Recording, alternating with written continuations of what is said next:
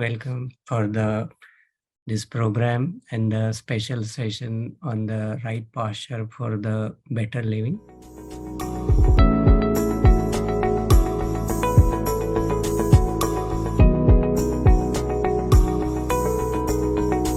Esther Gokhale has a very long background. I will not do a formal introduction.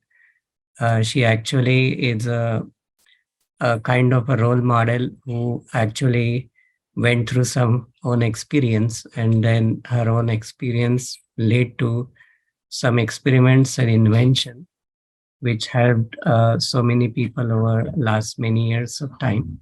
I'm here to talk about how to have posture that improves your health and well-being. And all of the people in the audience from South Asia who have lived there or still live there know what I mean by remarkable upright posture, people who carry large loads on their head, work all day, and are very physically capable.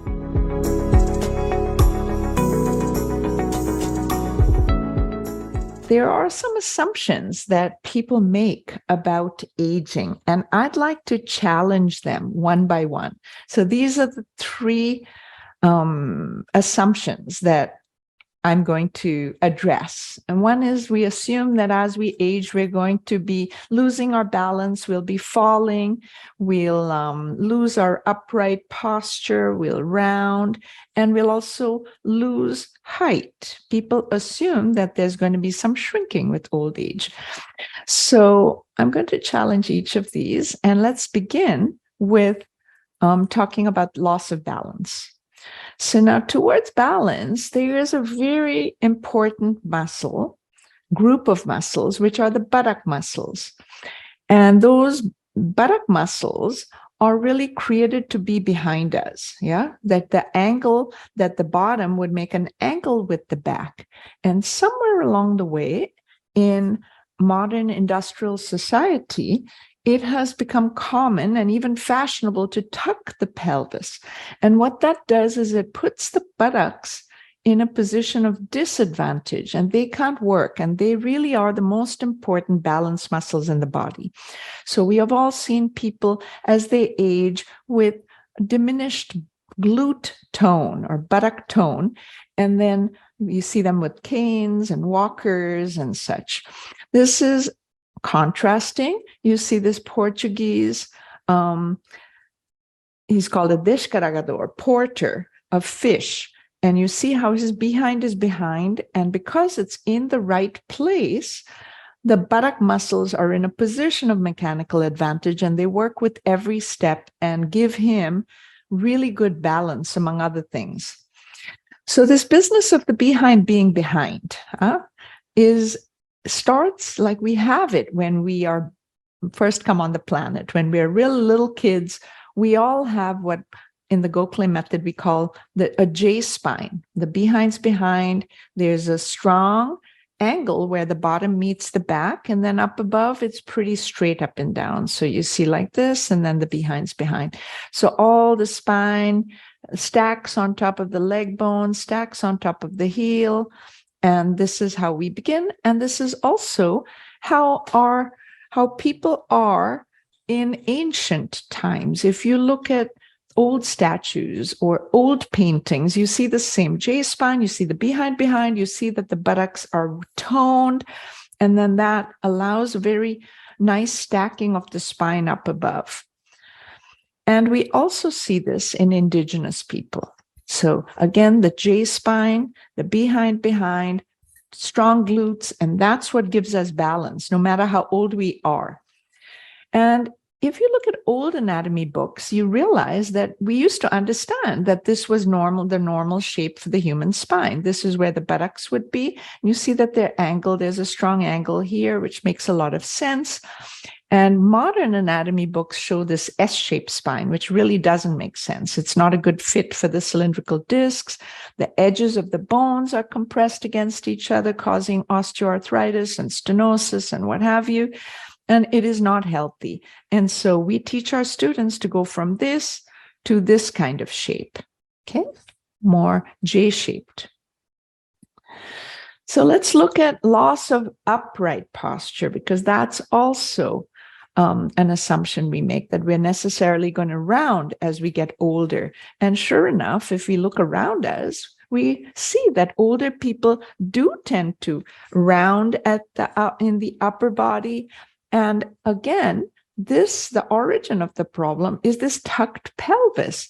Without the behind being behind, without the base of the structure having a healthy position, the upper body tends to curve forward. And then that's progressive with age. And so this is very unfortunate that it's common, but it doesn't have to be. If you look at other cultures who use their bodies more wisely in a more primal, ancestral way, you see that they remain upright into old age. And I'm sure everybody in the audience has in their memory, in their mind's eye, people with beautifully erect posture. There's no shrinking with age. She's fairly along in her age, but you can see her shoulders are really far back, her neck is really tall, not the least bit of rounding up top. Now, one of the things I blame for this rounded, stooped posture that progresses, that becomes worse with age, is the way we train our babies. Like, our babies have this kind of round, we give them car seats that shape them to be like C-shaped instead of lengthening and straightening out their spine. And because we start them out like this, I believe, is the reason that when kids sit in school, this is the way they sit. And by this age, we can see something's not right. But the way we try to address it is by yelling at them to sit up straight, stand up straight, pull the shoulders back. And that is not the right solution. It doesn't work. It works only momentarily. And then the kids go back to relaxing and slumping. And then that goes into old age, which is a real pity, because now there are also degeneration of the discs, and, the ligaments get loose, and there's all kinds of pathology that starts building. Now, the way we try to fix slumped posture is by sitting up straight, which I used to do a lot. You can see this is my MRI from when I was in my 20s, and I had a severe problem. I came to this work the hard way. And this is a very large L5-S1 disc herniation pressing against my spinal cord, causing a huge amount of pain and problems down my left leg. I actually have on my back right now, I have some sensors that we have developed in our company. You can see on my back that there are sensors going on the midline of my spine. Okay. And the reason I show them to you is because they're talking to an app that we've created that shows a real-time view of the shape of my spine. So you can see this actually reflects what my spine is doing. If I bend forward, it's going to bend forward. If I go back, it's going to bend back. And you can see right now that I have a pretty nice J spine, which is very different from what you saw on my MRI. And we use this to actually do research. So I'm going to say this is a good sitting shape. And now if I leave that baseline, I can see what I'm doing. So we also use it to train students to actually learn what they need to do in their body to get to this J spine. So I'll show you what I used to do, which was in the MRI. That's how it was, right?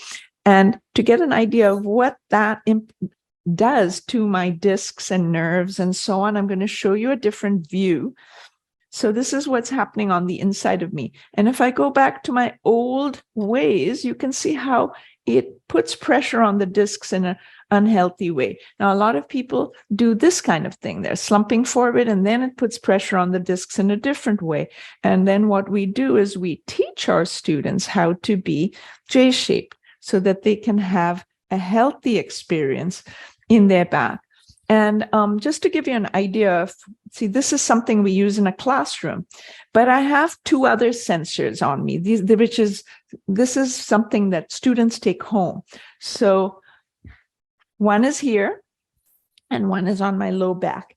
And I've got it calibrated. This is something that people can use. Like suppose, so we calibrate it, we say this is good sitting. And then if I forget and I go to some slumping, it'll show me. If I arch, it'll show me. And so what we do is we use technology. We use ancient wisdom and modern technology to make the changes happen rapidly and deeply. So for efficiency and effectiveness. So you can see once again how my spinal shape used to be very different indeed. It was much more of an S shape. And now you've just seen that I have more of a J spine. So people make these changes and it's really important. But sometimes people have the idea like, oh, I need to be slender to have good posture and not have back pain and so on. It doesn't matter what your girth and what your shape and height and so on is. The main thing is to have this J shape, to have this basic architecture that we were all born with. Bending, by the way, is a very important part of how people lose their structure and posture. And so you can see over here, this is a round back bend, which actually causes the stooping. So we're talking about stooping, and in traditional cultures, this is the way they bend. They hip hinge. The back remains flat and straight, and so it's like this. And this is a 82-year-old mill worker in Portugal, and you can see how he has a really nice flat back. And we've all seen people in the villages. This was in Orissa. And you can see how she's hip hinging to do the slip on her pottery. And it's the same structure that we see before. So bending. And we help people make very profound changes. I think that's an important thing to emphasize and understand, that all these problems that we have from modern cultural influences can be changed. So here we have it. So here's another thing, a loss of height. This is another thing we make an assumption of. You see all these life cycle graphics, and we go from babyhood, we become adults, and then we shrink. Yeah, so here you can see how people go, through their cycle and then they shrink. We just assume that this is the way it is, but it doesn't have to be. And again, the simple architecture we assume in sitting, standing, bending, etc., has a big impact on whether we're going to shrink. So this is my child number 3. So after child number 1, which is where I had my very big back problems, I was advised not to have any more children. So there's actually a long gap before I dared to have another child. And then I had 2 more, and I didn't have any problems at all because by that time I knew how to use my body. And in fact, I haven't had any back pain or twinge or ache in the last 30 years or more. So, and the one thing I had when I had my second and third children, by this time I knew what to do, how to carry them. And so they actually have really good posture. You can see my third child, very nice J spine. And you can see how that is contrasted with her friend who has the more common modern posture with the C spine. So having this J spine, allows you to be upright, not stooped, have good balance, and be very functional. High energy because the blood can flow well, and the muscles are well nourished, and so on. And here you see a clerk, and he works from sunup to sundown. And you can see that he has very upright posture, and his chest is open and beautiful, right?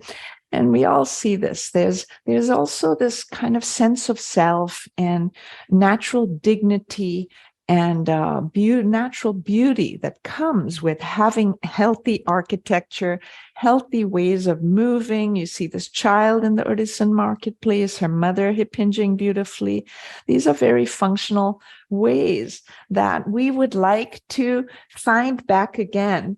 And there's no reason why we can't reabsorb these wise ways of using our body into a more modern context. We're actually, sitting at, people sometimes think, oh, I sit at a computer. No wonder I have back pain. No wonder I have problematic posture. But it doesn't have to be so. It's actually very definitely possible to change it up, to evolve your posture, to make very profound changes. The question is about, when this is very interesting and very logical explanation from you. Yeah. So now the current problem, what we normally face is this pandemic, post-pandemic era, where people, the normal weight of the head is around 5 to 6 pounds. And when you sit in front of the screen, it becomes almost 40 pounds because of the forward bending. So do you have any tips or ideas for people to? Yeah, for forward head. Again, like I was showing with stooping, like if you get the base right, then the rest of the structure can stack right. And we teach techniques, and I'll just demonstrate an example of such a technique, which is stretch sitting. So, for example, instead of just sitting and slumping, right? Yes. We teach that you can actually elongate your back against a backrest. You do need some kind of friction element. It could be pillow. We have a pillow, a cushion, stretch sit cushion with little sticky nubs sewn into the back. It can also be a folded towel, something which offers friction. Okay. Mm-hmm. And then you put your bottom back and you come away from the back and you elongate your back, you hook it, and you totally relax. Right. And then you roll open your shoulders, you elongate the back of your neck. This is what we call stretch sitting. And so this way you can keyboard, but you can also drive this way, Right. Yeah. So there are ways to arrange the body so that the upper body is better aligned. There's also, sometimes we don't want to sit against the backrest. Right. So then what you need some kind of wedge. So either it's built into your chair or you fold a blanket and you sit on some kind of wedge-like surface so that your behind is behind. Right. And that is what allows the upper body to be much more erect. Right. If you sit poorly with your base, if you tuck your base, right, then you are encouraging your head to go forward. And now you have all of these problems that the neck is facing a lot of challenge, has a lot of weight that it needs to support. That's a very good understanding. Now, when I started driving, first time I realized I will kind of slump forward because you're focused on 2 lanes. Yeah. I realized one time that head rest means I should rest my head on the legs. Well, they've started actually calling it a head restraint. And unfortunately, the newer cars send that piece forward. Yes. Right? Yes. And so it's forward. So this thing meets you, and you don't have the option to go back. And there, what I recommend is to put a cushion. Our stretch sit cushion was originally made for a car, but it can be a folded blanket or something so that you come a bit forward, and now your head can have a more healthy relationship with that head restraint. Right. I once lectured in Ann Arbor at Johnson Controls, where they design the interiors of various cars. right? Yeah. And there they inform me that the reason you have these head restraints which stick your head forward is because they're obliged by law to make this head restraint to fit a certain mannequin. Right. Yeah. So to prevent whiplash. So that's why so yeah, if your head is very far forward, yes, you definitely want to bring it to the head restraint, but you might find that it's preventing you from going where you might otherwise go. And then you have to bring your body a little bit, like put a cushion or so, right? Yes. Now the other one is when people type and work, is it good for them to put the elbows on the table, or they should be up in the air? I actually am neutral about that. What's more important is that the wrists be aligned. Okay. And that the shoulders be back posterior, be home, because that's what allows good circulation to and from the arms. You have the shoulders back, and then you let the blood go to and from. That's very nice. One more thing, a lot of our seniors, they slouch on the couches, especially the sinking couches. So couches are a big problem because they're often too deep and too soft, and they encourage a kind of sinking in. Again, if you have something behind your backrest, I usually encourage my students to put a pillow to make up for the depth of the couch, to make it so you put a pillow and then you put like something with friction on it, and then do again this same thing, this lengthening the back up against the backrest. So you're actually getting stretch in your back. So instead of it being a compromised position, it becomes very healthy. Does that make sense? Yeah, totally. How about anything under the feet when you sit in the chair? So it's important that the feet not be dangling in the air. Yes. And if it needs some support, then, it could be a little footstool support. Yoga or block, yeah. Even a yoga prop or a rolled up yoga sticky mat can be good. It can be, that's something people can improvise, or they just place the feet on the the rolling part of the chair, if that they have that. So yeah, whatever it takes to not have the legs just dangle.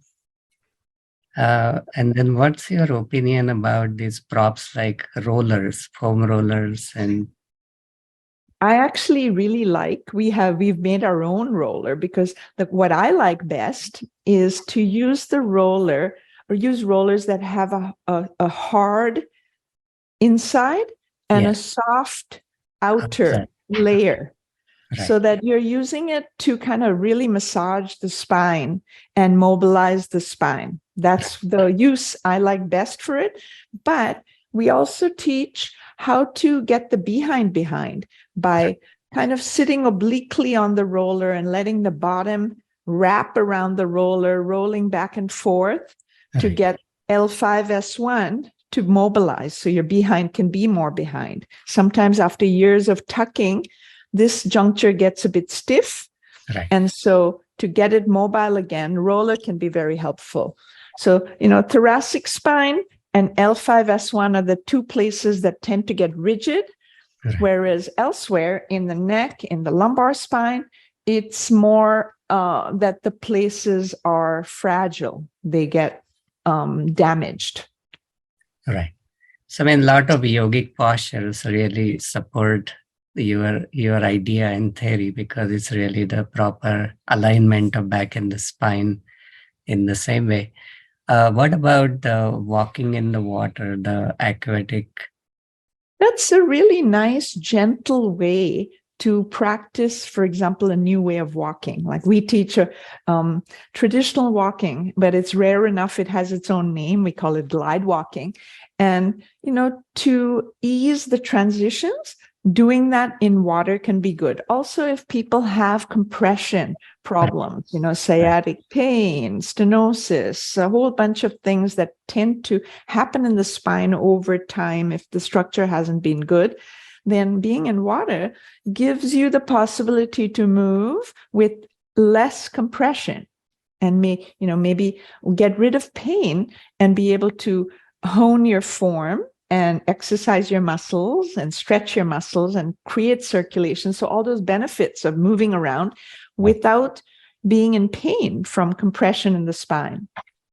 And the last one is the heat and cold relationship. So, they both have their therapeutic value and challenge to the body. So heat softens muscles. Cold can reduce inflammation if you're talking about cold packs or even cold weather. But going back and forth is a really healthy way to induce circulation, to refresh the body. I particularly myself, I like cold, hot showers back and forth to help the body be more healthy. And then do you see any difference between the moist heat versus the dry heat? That I think is more in the domain of physical therapy. And so that's not something that I am an expert on. Right. I think all kinds of heat has therapeutic value. Yeah. I had a quick question. What is your input on the kind of beds that we sleep in? Because I remember in India, the beds are harder. And, they are. And the doctors there say that, oh, you should sleep on harder beds. And then here they are quite springy and made for comfort. But inevitably you end up getting a backache when you sleep on it. So I'd be interested to know. I do have an opinion. I think the most important thing is to have good form when you sleep. And within form, the most important thing is good length in the back. If you have really good length in the back, like, people in a traditional setting would have, villagers in India, the places where they sleep on just a straw mat, they tend to be the same places where people have really good structure. So if you have that good length, then it doesn't matter that the surface is hard and it doesn't conform to your hips if you're lying on the side, or your bottom if you're lying on the back, or what have you. We can easily accommodate little distortions in the spine that happen from the surface being hard or too soft. When you have some issues in the spine, now you don't have really healthy length or really healthy shape, then medium firm works best. It's a good balance between conforming to your contours and therefore leaving the spine to be more even, neutral shaped, and giving you support so that you're not like in a canoe. That makes sense. And what about the posture for sleeping? Like, a lot of people say that, if you sleep on the side with the cushion, between your shoulders when you're sleeping in like the infant position, I guess, that's also good. You should not sleep on your stomach. It's not good for your back. So, I mean, you hear so many varied things from, the older people in your family, and also, so it's always a little confusing. So, for infants, there's a lot of research showing that there's a correlation between SIDS and sleeping face down. So I definitely don't want to fly in the face of that research. But when the kid is awake, it is really nice to let them have some tummy time to develop their limb strength and so on. But for grown-ups, I think there are a variety of positions that are very healthy and therapeutic. The key is to have good length and good shape, no matter whether you're sleeping on your side, on your back. So we actually teach each of these positions in great detail. It's nuanced.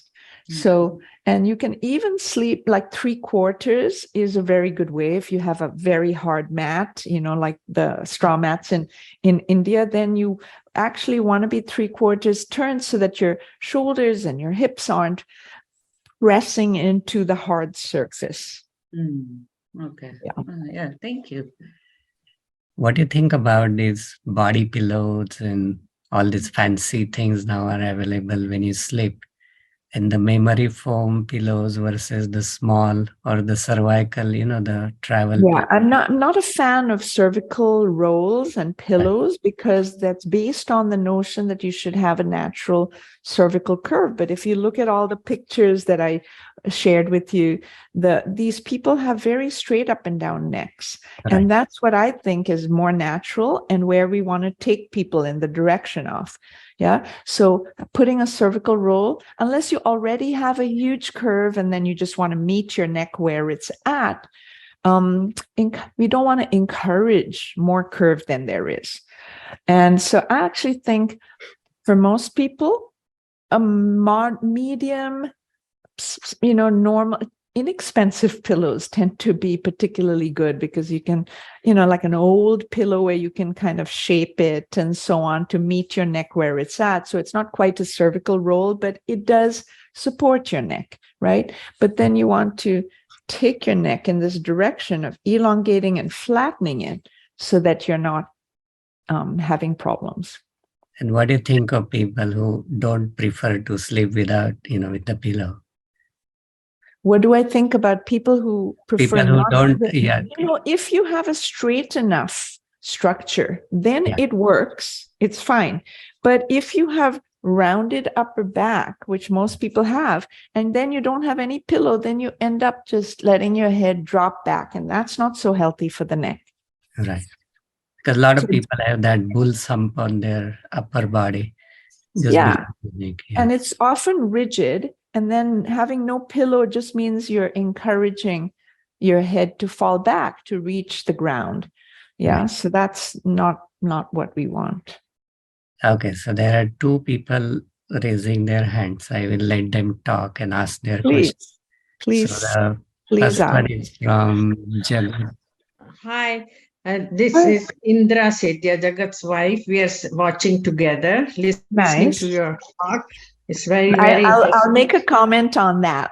The very best way to undertake, changing your posture is with a study buddy or with your family or with the community, because then you learn language, you learn the techniques, and then you end up reminding each other of that, by what you're doing, and people can see that, and now they know what you're doing. It reminds them to do, but also just by beaming it out, and now people can read. So back to you, Indra.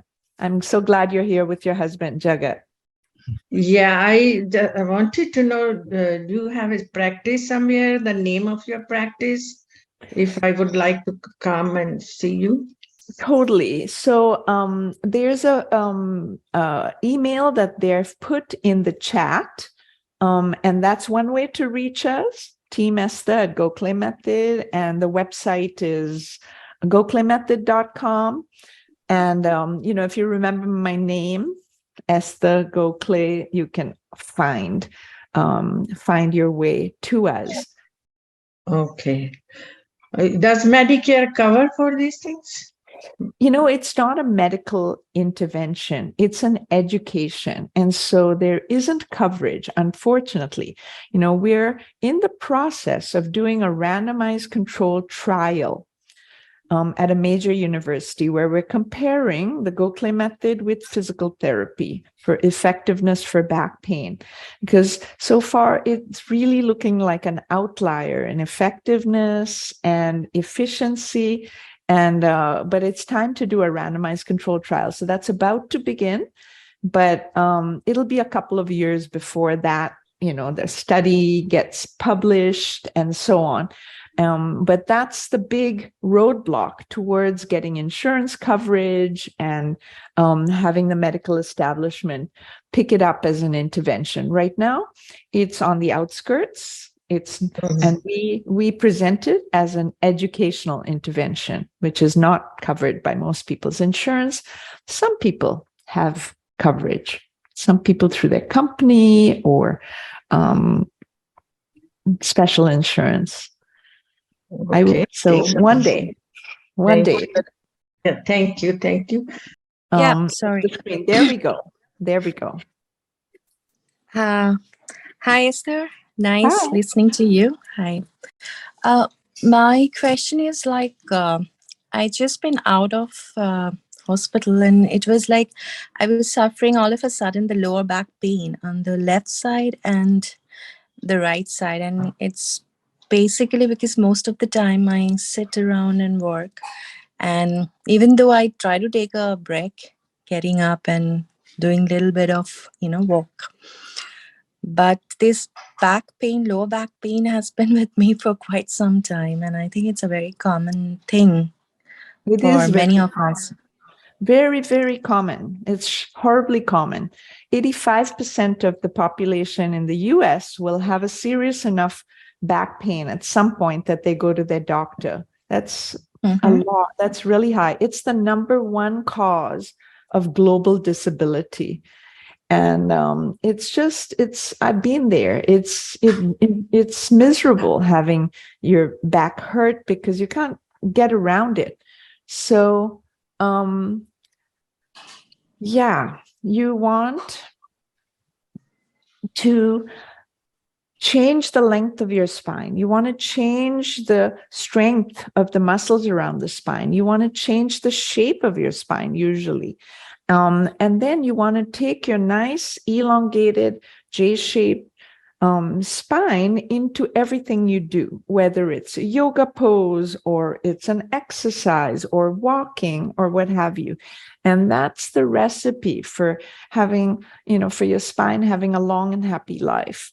But what most people do is we allow the spine to get compressed, we allow it to get misshapen, the bones are stressing against each other in an unnatural configuration, the discs are getting degenerated, and so on. Okay. Thank you, Esther. That's quite You're enlightening. very welcome. You're very, very welcome. You showed us this tracker, which it's on the telephone. Yes. iPhone. So how can people have access to those? I decided, our company is not a software company. We're not trying to sell 1 million of these and, in a startup and make a fortune. That's not the idea. The mission of the company is to make back pain rare. Right. And so there are several companies who have done something like this with just a single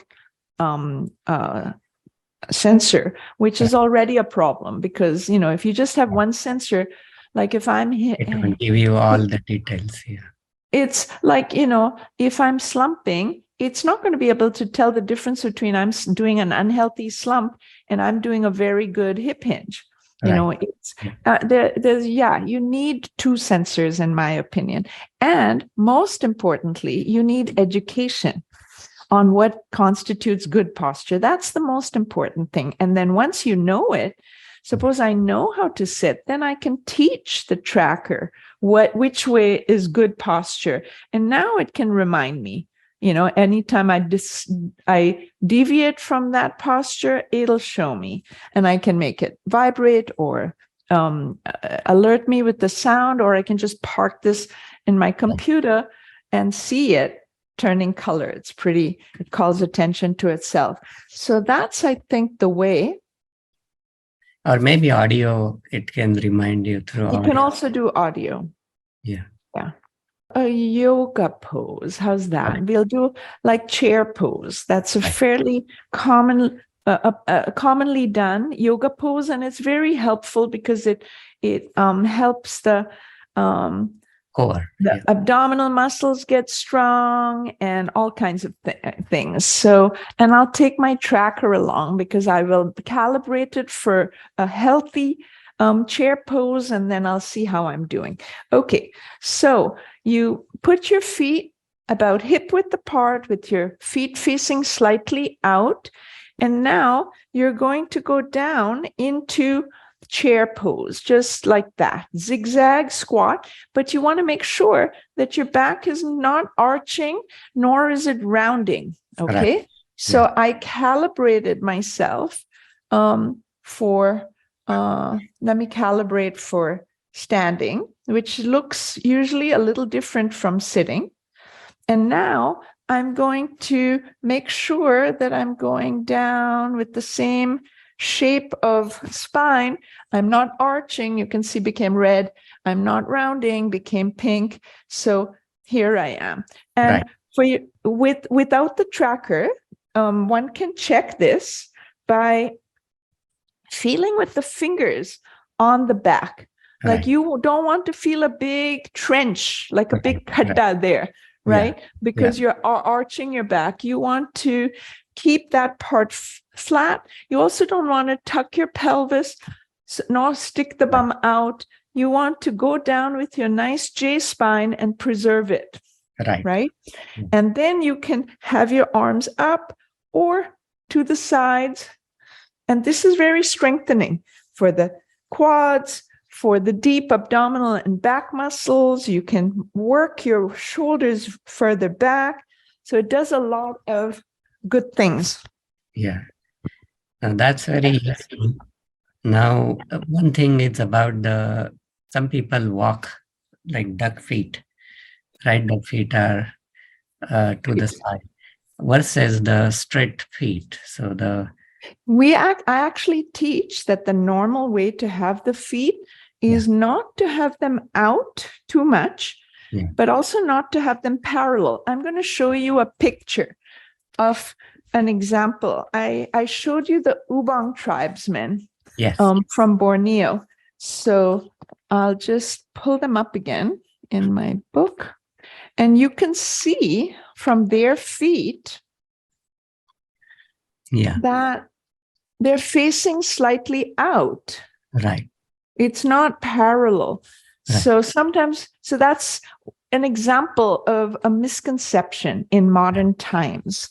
It's a pretty common misconception. It shows up in Pilates, it shows up in physical therapy, and some brands, some schools of yoga where you're supposed to have your feet facing, but that's actually not for everyday life. You want your feet slightly out, not too much.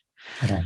And what's more important even is that you want your knees and your feet facing the same way. You don't want your feet facing out, but your knees facing in. Yeah. Makes sense. And then the focus on the toes versus the heel. There is something about the masculine and the feminine walking pattern, like even the That's dance. actually, what we teach is a very universal pattern. There are differences between, like, women, you move their hips more than men. Yes. But both men and women move their hips some. And we teach the universal pattern that really applies to all genders. Oh, that's very nice. So it's more universal idea which will work with anything. Yeah. Beautiful. That was quite interesting and engaging. We are almost to the end. There is a question. Let's see what the question is. It's from Atal Agarwal, and he's asking, what's your suggestion on fixing plantar fasciitis in long? Oh, it's something we're very effective with. So the idea with plantar fasciitis is that the plantar fascia is a flat ligament at the bottom of the feet. It goes from the heel to all of the knuckles like that, right under the skin. And what's relevant is how you stand and how you walk. And this tends to not get looked at in modern therapeutic contexts, alternative and conservative. So a lot of people stand with their hips parked forward like that, knees locked back. So the body weight is falling forward on the foot. Right. What's more natural is to have the hips back. So the weight is more on the heels and the feet are not smushed out not artificially stretched, overstretched, if that makes sense. Yeah, that's very helpful. And also for walking, like you want to actually leave the heel down extra long instead of lifting it and bending the foot backwards with every step.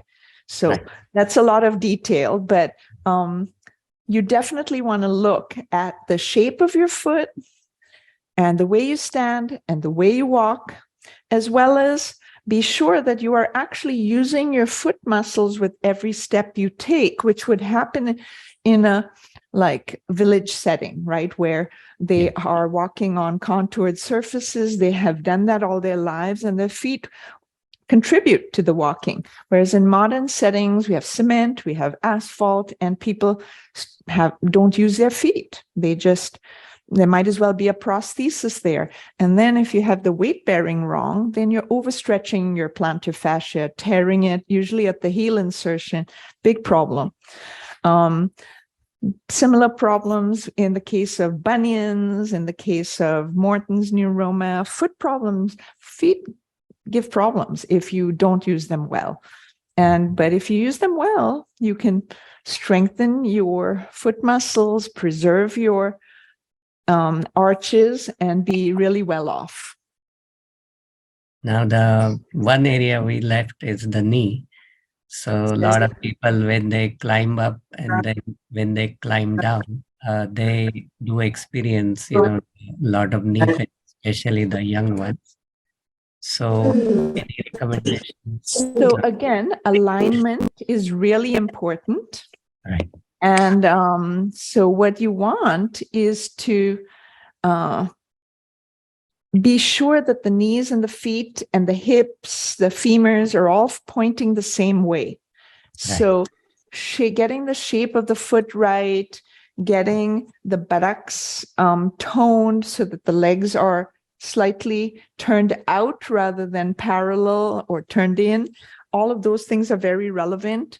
But there's also how you walk, how do you land? Are you landing? Right. Are you crashing to the floor with your front leg locked and hurting the knee with every landing? Or are you landing quietly because your glutes know how to work and you're landing on a bent knee, so there's some cushioning from the muscles that cross the knee joint and so forth? Any last takeaways, like to summarize? We are about to end our time. So I would say that as human beings, we have remarkable structure, and all of us want to realize that, when something goes wrong, not to immediately think that, it's normal to have back pain, or I wore out my knees or whatever, that to be looking more deeply, because usually there's a postural, structural contribution that you have control over. And you can improve your wellness by having that approach, by looking in an informed way and learning about your natural structure and being very pleasantly surprised in our experience. That's how our students reported, by how much disability and aches and pains they can get rid of, and how much better their lives become, because now there's more energy, there's better appearance, there's more stamina, all kinds of bonuses that we get from having good structure.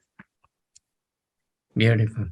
Last, somebody asked one more question, is somebody who has a standing job versus the sitting job, is there anything they can take? It's become fashionable to blame sitting for everything. Sitting is the new smoking, et cetera, et cetera. I don't buy that. I don't believe that. I think if you sit well, sitting can be therapeutic for you. And one good option, so is standing. It all depends on how you do it. And yes, there should be some going back and forth and changing it up, not just sitting all day without moving. You need to get up, walk around, stand a bit, sit this way. There are different ways of sitting too.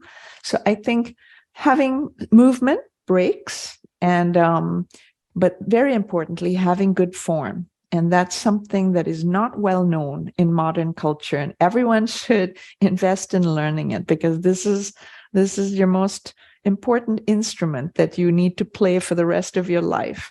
And this is the underpinning for whatever else you want to do in your life, be it, something in the arts or thought processes, whatever. You need a healthy body to fuel that. So it's worth investing in.